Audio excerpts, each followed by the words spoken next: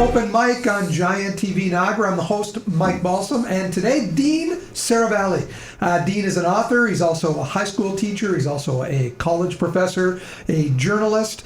This guy does everything. He's a father of 4, lives in Niagara Falls, but tied very, very closely to Thorold. We're going to talk a little bit about Thorold and how it influences your 4 novels. Dean, welcome. Thank you. Thank you for having me. So let's begin. I know you're a high school teacher. You have a Master of Arts from the University of Windsor. You were taught by Alistair MacLeod. Yeah. That's quite the teacher. I kind of learned more from him outside of the classroom. He's a great oral storyteller and very, very funny. Like one of those guys that could tell a story, then all of a sudden you just see people crowding around his office, which was always messy, by the way, too, right? But he was an exceptional storyteller, and I was privileged because he released his first novel the year that I was there doing my master's. So it was just like a major, major privilege to work under him and mentor under him. So after you got your Master's of Arts, you decided to go into teacher's college, become a high school teacher? Actually, my mom kind of forced me. I kind of raised my brothers because my family was always into a business, and I was always like teaching them and instructing them. And then I got home and I made the mistake of telling an Italian mother that she's like, "What do you want to do next?" I said, "Well, I want to be a starving artist and live with my friend in Toronto." She's like, "No, you're not going to start. Like, you're gonna get a teaching degree." And at the time, I was a little reluctant, but at the same time, it's a perfect marriage for what I wanted to do. Like I love books and I love reading, and I already had experience teaching, so it just formed the perfect marriage for me. Let's talk a little bit about your family, because you're a real tight-knit family. Yeah, we are. I mean, I know your brother, your younger brother, from his basketball days. I remember following his career, Holy Cross College down in the Boston area. Now a very successful real estate guy. It seems to me that his company is basically picking up every single, I don't know if it's every single listing, but man, he has so many people, so many young, energetic people working for him selling real estate.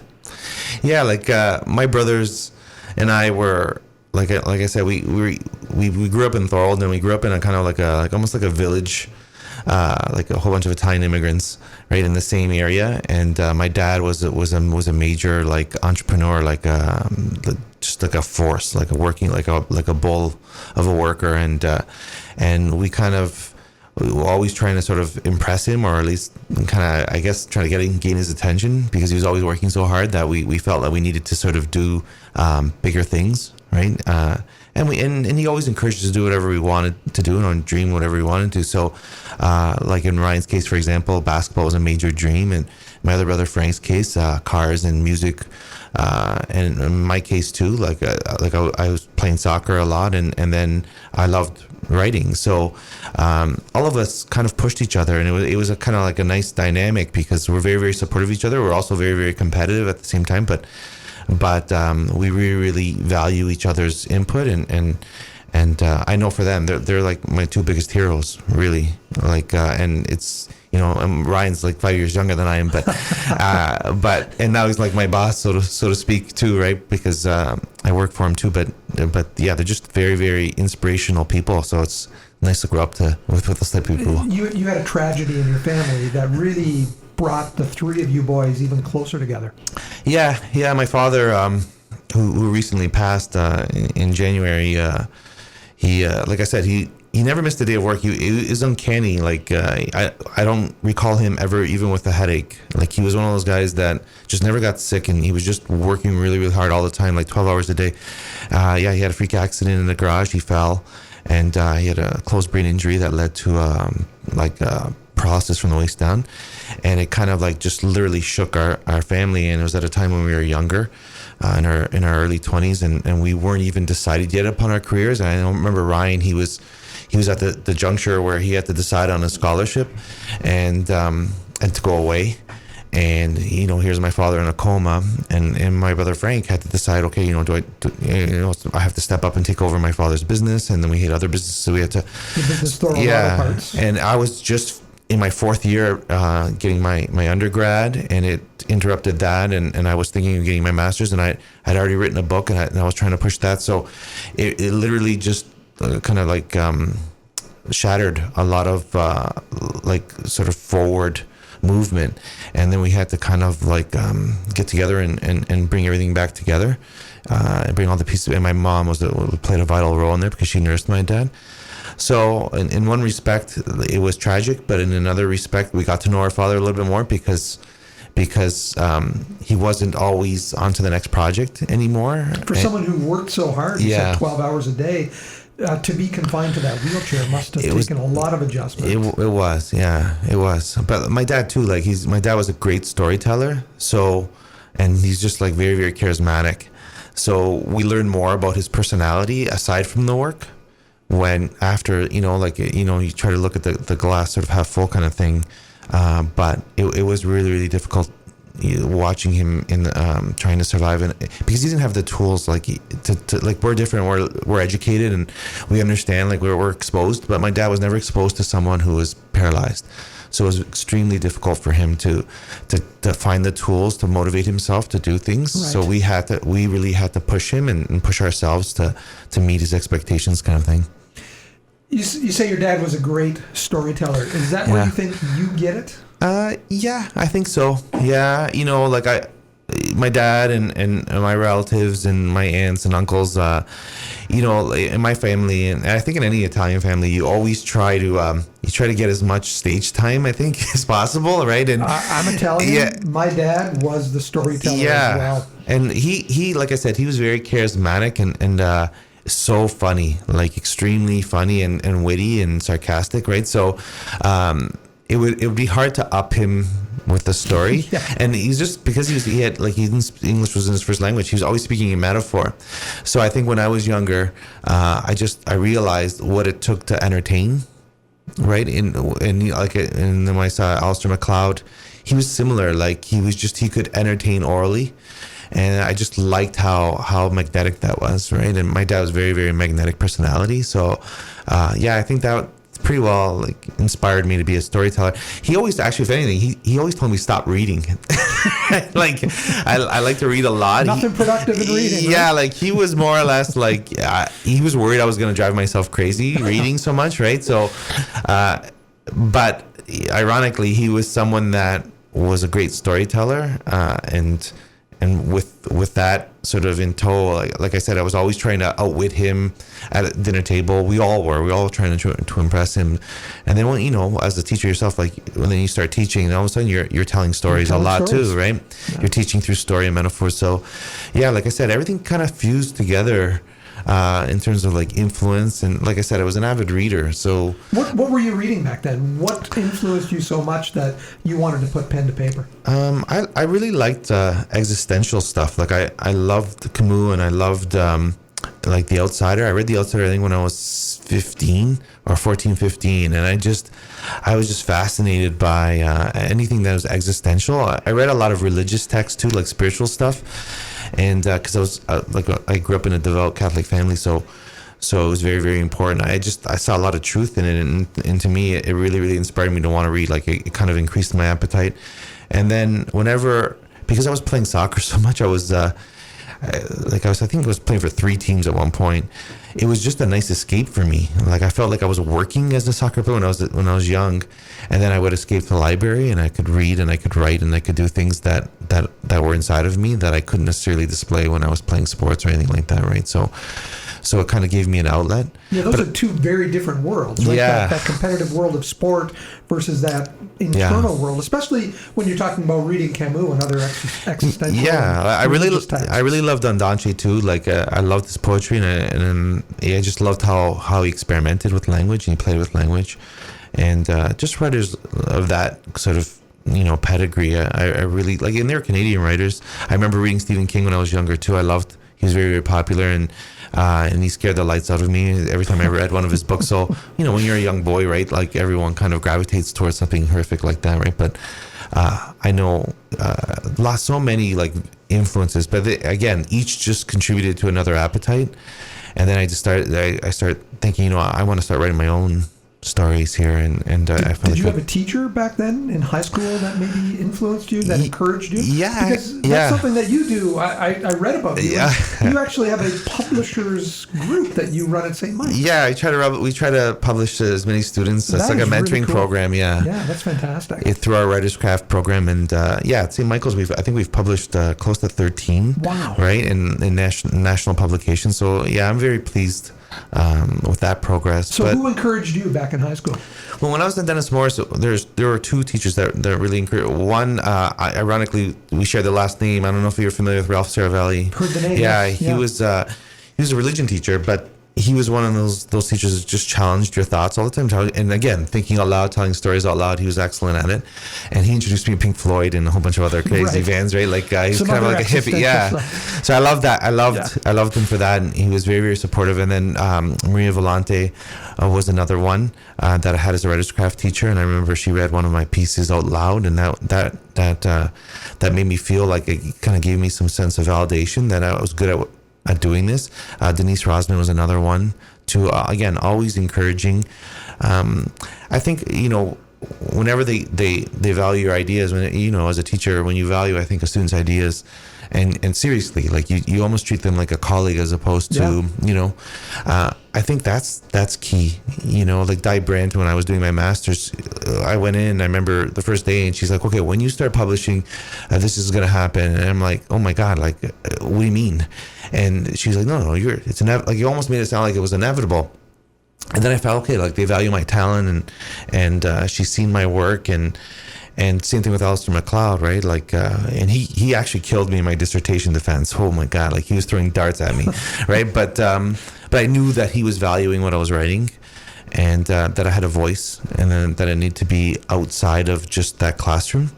And I think every student, I think, is like that. You start somewhere and you think, okay, is this going to be relevant to someone outside of this classroom? And then as soon as you realize that, then you're like, okay, I want to make a move. And let's talk about your latest novel. Sure. Now, I picked this up from you on, was that Friday? Saturday. Yeah. So I picked this up from you on Saturday, and we're 4 days later now, and I read this book. Yeah. I went through it, and man, it affected me. But it really did, and it made me go into William Blake, and to pick up and to actually parse through the marriage of heaven and hell that this is really based on. Yeah, it's the driving force behind it. How do you come up with that kind of idea that you take this 1700s poem, this long form poem, and you base this entire story around what is said in that poem? Yeah, like when I was at Brock, I remember that was one of the poems. It kind of, to me, it was existential, and then at the same time, it was something that had that religious sort of spiritual aspect to it. And that really informs a lot of your writing. And you mentioned Thorold in this book. Yeah, you mentioned Holy Rosary Church in this book. Yeah. There's stigmata. There's the whole mystery of the stigmata. There's a lot of things going on there. Yeah, like I was like, again, I was bred with those types of stories, right? And my mom, like I said, is like very, very influential that way. And I need one of those mystical stories that I really liked. And then I start getting into William Blake and all of these side stories that he saw angels in trees and that kind of thing, right? And I was like, oh my God, like I don't know what he was smoking or if he was, if it was actually happening. But then I just, the contraries in that poem really, really like affected me. And it was at a time when I still remember this, when the U.S. invaded Iraq, we watched it at school. And I was standing next to a history teacher. And the history teacher, you would think, would be a little more informed, right? But we were all blinded at the time. And he was like, I'm glad they're bombing the hell out of this country. And it was all staged, and it was all a lie. And he was even fooled. Someone who, we actually taught history for 30 years. Right. So at the time, I was like, oh my God, all these contradictions and hypocrisies, this would make for a great story. And then I found like two incredibly strong female characters that I felt could again, just display that story for me, or at least stage it. And then it all seemed to come together. Like they were so interesting to me, the characters within that context, that I thought I could step with it. Why two female characters? Because that is key to this story. Leah is the journalist, and Carol is married to the other journalist, Paul. That gets kidnapped. So where did that come from? Again, I've done some journalist work myself. I used to cover the Raptors at one point, and I enjoyed it to the point where I felt like I needed. I met a whole bunch of journalists in that kind of.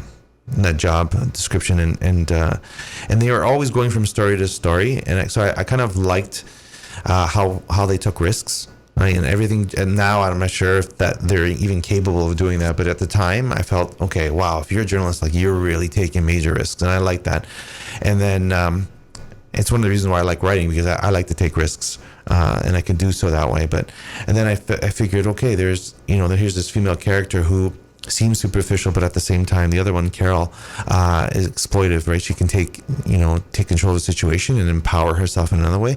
And it just, to me, they just seem so real. They're so three-dimensional. At times while I was writing it, like I said this last night, I started laughing. Like I was laughing to myself. Like, it was weird. It was strange. I've never written a story where I felt like the characters were in the room and we were having this sort of open dialogue conversation. So they were just so real to me that I felt, these two women need to represent these contraries on opposite sides of the ocean during like a major sort of terrorist kidnapping, and I thought they just fused well together. And when you look at Blake's The Marriage of Heaven and Hell, those two opposites are very well defined. Yes. Yeah. But in your novel, we think we know which one is representing heaven and which one is representing hell, but those lines are blurred in a way as well. Yeah, like at first, Carol, like when I wrote Carol, she was supposed to be like the antagonistic type of character, but then as I was writing it, I thought, okay, both of them are sharing their protagonist role, kind of like they're both like admirable in certain respects, and they're both powerful and they're both heroic in their own right, because both of them have like motivating sort of drive, like they're driven by these personal motivations for other people. So like I said, I grew up in Thorold and grew up in a village with like a lot of strong women. Like my aunts are strong women, my mom's strong woman, my wife right now is a strong woman. Like I just and again, I just watched especially my mom. Like my mom was just an incredibly strong woman. So I wanted to write a story about like a strong woman, or in this case two, that were presented with situations that they would have to be creative to get out of, right? So. And you've done that. It's it really, I really feel for those two characters. And the description of the torture that goes on, is that just something that you've studied, you've looked into, you've researched, because it feels real? I was researching. I was researching like kidnappings, and I was researching like terrorist activity, and then I came across this document, and it was a sketchbook of tortures that Al Qaeda had put together, and it was specifically devised for journalists that were kidnapped. Wow! It was almost like a guidebook. Like this is what we want you to do when you kidnap. And I found it, and I remember printing it off. And then I went back on the internet to look for it, and it was gone. So I'm assuming someone erased it, or some FBI or some CIA agency kind of eliminated it. And that informed your character of the young boy who is, but also the young boy who's actually filming it, and someone is making sketches. Yeah. So I thought that was fascinating that they would make it almost like an art of it. Like that they would say, okay, we're not just going to torture, we're literally going to document, we're going to make this historical kind of thing. And then I thought, okay, can you imagine, right, that you're the prop, so to speak, in a torture presentation. And I remember my publisher saying, like, when we launched it, she was like, when I was reading those scenes, I felt like they were literally cutting into my heart, right? And I thought that's exactly how it felt when I read them. I was like, I saw even some of the depictions, some of the drawings, and I was like, oh my goodness, like, can you imagine? And at the time, everyone was questioning the United States and how they were waterboarding and doing those types of to get information. So it was both sides, right? Like supposedly the good guys and the bad guys were doing the same thing, just to different degrees. So I felt, okay, this is something that definitely needs to be told. And the fact that it got erased, I was like, okay, now I have to tell it. Yeah, for sure. Right? Like, it can't be a secret because I found it. There's a reason why I found it, and it needs to come out. So I find it interesting that this novel is published by Inanna Press, which is really an independent feminist press. Yeah, you're a male writer, but obviously your strong female characters here are what drew them to sign you. But how did that arrangement come about? Well, it's funny because in the past 12 months I've published, like I signed contracts for 3 different publishers, and they all want to publish within 12 months, which has made it difficult for me. But when I first finished it, I saw Inanna, like I had known about Inanna. I read some of their books before, and then I figured, okay, I have these 2 strong female characters. I think it would be a nice fit. So I contacted the editor, and she's like, yeah, we love it. We want to publish it. So, and I really didn't send it anywhere else because I felt it would make the best kind of, it would be the best house for it. And they were so good. Like they were so, like in terms of editing and offering suggestions. And it was like 2 years ago I signed this contract for this, right? So, but I thought they were the perfect fit. And then they labeled me a feminist, I guess, right? Already, like even at my launch, they kind of labeled, and I was like, oh, I never considered myself a feminist before, but listen to our conversation today. You're talking about being influenced by strong women. Oh, sure, yeah. Like it's it's undeniable. Like I think everyone's an influence that you meet, and every book that you read is an influence. Everything that you see is an influence. I try to teach my students that, right? The value, like I make them do observation journals, actually, where they're observing something sensory in application. And for me, right, I was surrounded by a lot of strong women and strong men too, but I rarely saw the men because it was a more of a traditional sort of nuclear family format where the man was away, kind of thing, providing, and the woman was. But my mom was doing both. She was a businesswoman, and she was kind of juggling both, and she was very, very independent for her time. So yeah, I was very, very proud that Inanna accepted me, because even at the launch I was the only female speaker there, right? And I'm not sure if they've published other males. I haven't even really looked, but. They were just so sensitive to the characters, and to me, again, it's validation. Like I'm a male writer writing about female characters, and for them to really, a feminist press to value that, kind of spoke volumes to me. I'm sure. It's like, yeah, like okay, you did it, you pulled it off, and this was, again, it's something that's inside, but it feels like honorable to me that they really valued it coming from me. What are you working on next?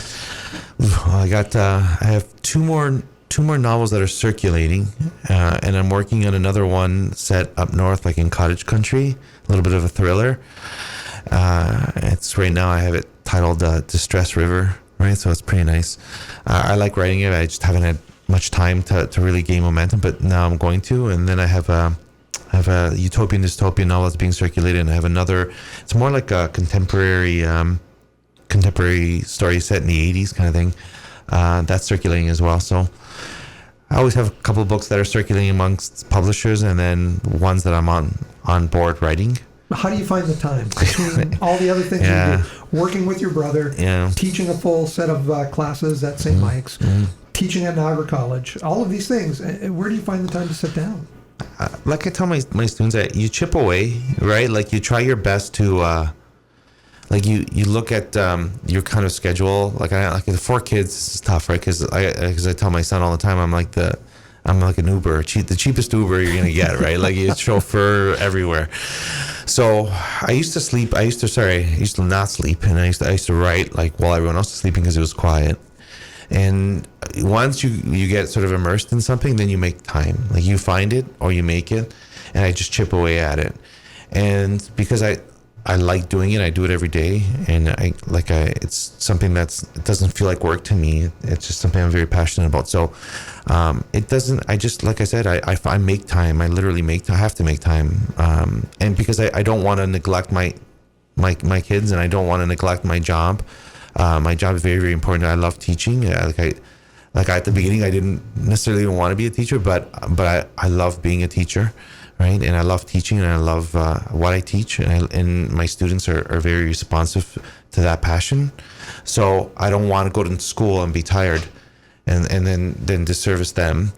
So I have to balance my energy, and I have to, like make sure that I'm in shape, and make sure that I give I sort of allocate my energy to what's a priority.